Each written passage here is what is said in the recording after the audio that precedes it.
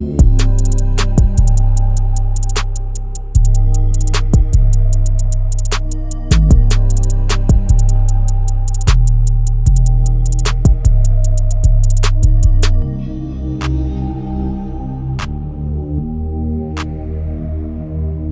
season for the Miami Heat has been a roller coaster marked by significant roster changes and unexpected challenges.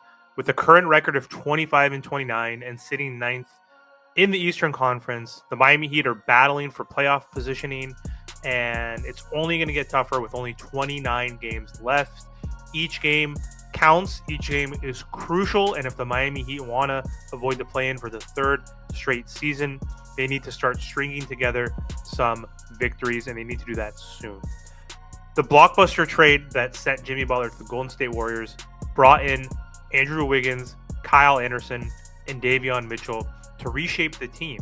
While the Heat have been fighting to stay afloat, it's clear that improvements are necessary if they want to return to title contention next season or beyond. In today's video, we're exploring both realistic moves that could solidify the Miami Heat's roster and some more unexpected or unlikely ambitious acquisitions that could propel the Miami Heat to the top of the Eastern Conference. We'll break down potential free agents, trade scenarios, and how Miami can leverage its assets. So let's start off with the realistic wish list for the Miami Heat this offseason. So there are plenty of attainable players who could provide immediate help for the Miami Heat without requiring a blockbuster deal. And also, we're not going to focus on the whales or all-stars. We're just going to focus on good, solid role players that the Miami Heat were interested in the past, or just players I think in general that could help this Miami Heat team. So for one, if we look at the 2025 free agent NBA class, one of the top guys that could help this Miami Heat team offensively, because the Miami Heat struggle offensively. Their offensive rating is 22, 23 at this point. They're 24th in scoring. They need help scoring. Their defense is okay. They're number 9 in defensive rating, but offense is where this team struggles, especially after losing Jimmy Butler, their best player, someone who could slow the game down, get to the free throw line. They need more scorers around Tyler Hero and Bam. So one free agent that is probably going to be affordable that could help this Miami Heat team is Malik Beasley. So Beasley has been one of the league's top three-point shooters this season. He's averaging 12.4 points per game while hitting nearly 39% from deep. Miami has struggled with consistent perimeter shooting, and Beasley's ability to stretch the floor could be vital for opening up driving lanes for Tyler Hero and Bam Adebayo. He should be attainable with the mid-level exception. Bobby Portis, he's been someone linked to the Miami Heat. He's been someone who was linked to the Miami Heat during the Jimmy Butler trade saga as someone that would possibly be traded to the Heat with Chris Middleton if the Heat were going to do a move with the Bucks. So Portis, he brings a combination of toughness, rebounding, and floor spacing. That's everything the Miami Heat team needs. He's averaging 13.5 points, 8 rebounds this season while shooting over 37% from three. Portis would provide Miami with a reliable scoring option off the bench and front court depth. His energy and attitude fit perfectly with the Miami Heat culture. Another player who was linked to the Miami Heat when the Miami Heat were trying to acquire Dame Lillard, Kelly Oubre Jr. said he would join the Miami Heat as a free agent if they acquired Damian Lillard. That didn't happen. He's been on the Sixers. Oubre himself is having a strong season. He's putting up 15.2 points per game while showcasing his versatility on both ends of the floor. His slashing ability, defensive versatility, and improved perimeter shooting make him an ideal addition to strengthen the Miami Heat's wing rotation. Signing Oubre would give the Heat another athletic forward capable of guarding multiple positions. So now let's switch gears and focus on the more fun prospects. So let's explore the wild or more unattainable wish list. So the moves that might seem far-fetched but could possibly change the Miami Heat's trajectory in the future. So number one, Luka Doncic. Yes, you heard that right. Luka Doncic is now with the Lakers after a blockbuster and rigged trade, in my opinion. But questions remain about how well he fits alongside LeBron James. And if things go south in LA, the Heat could make an aggressive push. Luka is going to be a free agent in 2026. He has not signed an extension with the Lakers yet. He's also going to be losing out on $156 million or so because Nico Harris traded him and didn't want to sign him to the most lucrative contract in NBA history with the Mavericks. But either way, Luka's still great. He's an amazing guy for being overweight. He's still better than 99.9% of all guards in the NBA. And I think it was blasphemy that the Mavs gave the Lakers Luka Doncic for literally one pick and Anthony Davis. But anyway, Luka's playmaking is elite. His scoring is elite.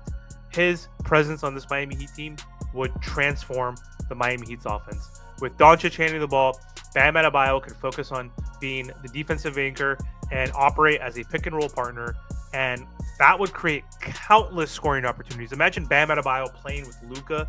Like, he would unlock Bam Adebayo's talent.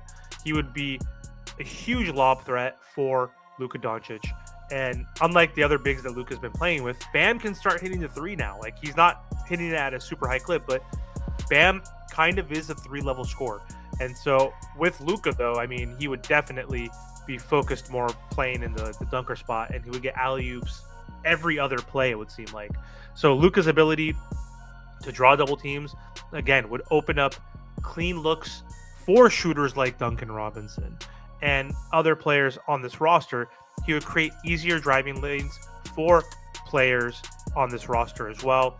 And a trade would require a massive haul, obviously, unless you're the Los Angeles Lakers and you can come up with highway robbery to get Luka Doncic. Even though Anthony Davis is still a really good player and top 10 player, he's not 25. He's not Luka Doncic.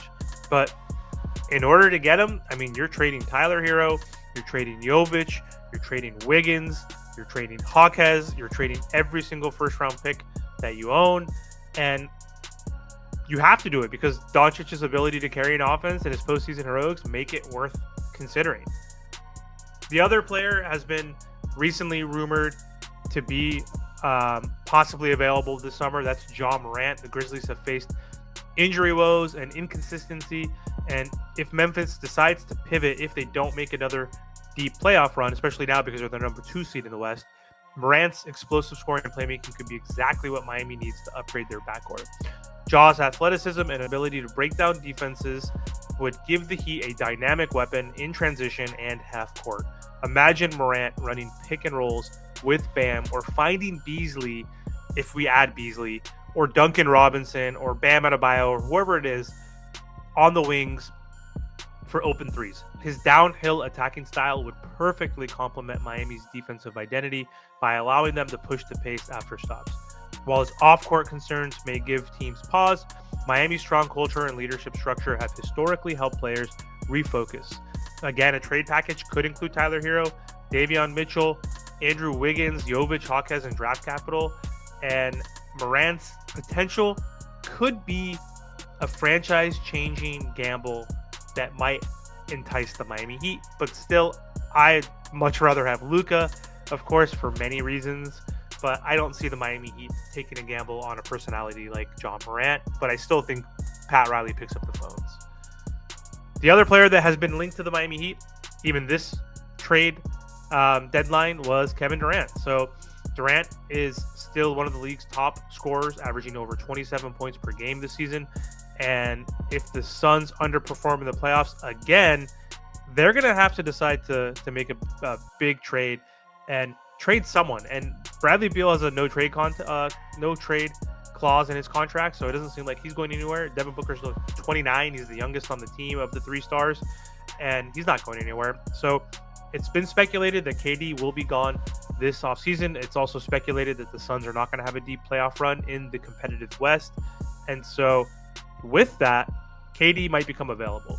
Pairing Durant with Adebayo and even keeping Andrew Wiggins would immediately give Miami one of the most potent scoring duos, and also keeping Tyler Hero ideally. So having Bam, Kevin Durant, Andrew Wiggins, and Tyler Hero would be huge. KD's ability to thrive in isolation, spot-up situations, and off-ball movement fits seamlessly into Miami's offense, especially under Eric Spoelstra's creative schemes. Defensively, Durant's length would bolster the Heat's switching system and help protect the rim when Bam is out of position. He's still a good defender, even at his age. Acquiring Durant, again, will require a massive trade package. Again, they're going to ask for Hero. I don't think the Heat would want to trade Hero. And that's what they're going to ask for, though. They're going to ask for Hero, Jovic, Hawkes, multiple picks, maybe even Khalil Ware. And his championship experience and proven ability to perform in the postseason could be the missing piece to propel the Miami Heat back into title contention.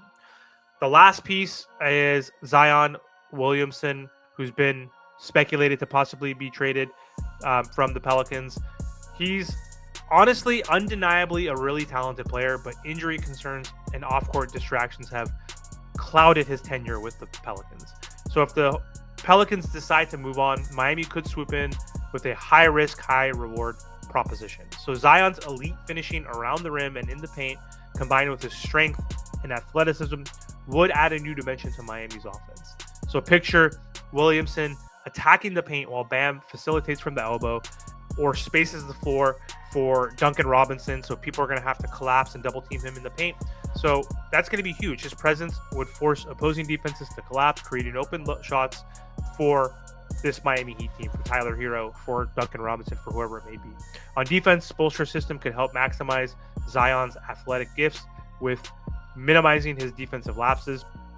The risk is substantial given his injury history, but if Miami's training staff can keep him healthy, help him lose weight, the upside of adding a 25-point per game scorer who lives in the paint is hard to ignore for this Miami Heat team. So for any of these moves to happen, the trade landscape is critical. So the assets, again, that Miami can offer include Hero. He's still 25. Hero's a proven scorer who can handle the ball. He's a very good shooter, but he would have to headline a lot of these trade packages. Jovic, young forward, again, point forward, has shown flashes of becoming a solid player. He would have to be included. Andrew Wiggins, his contract is sizable, and he's only 29 years old. He's a good two-way player, so he would have to be included. Davion Mitchell, he is a free agent, so it depends if we re-sign him, but he's a defensive specialist. Duncan Robinson, expiring contract next season. Terry Rozier, and all of our future first-round picks. So we have 3 possible picks that we could trade, so those all would definitely have to be included.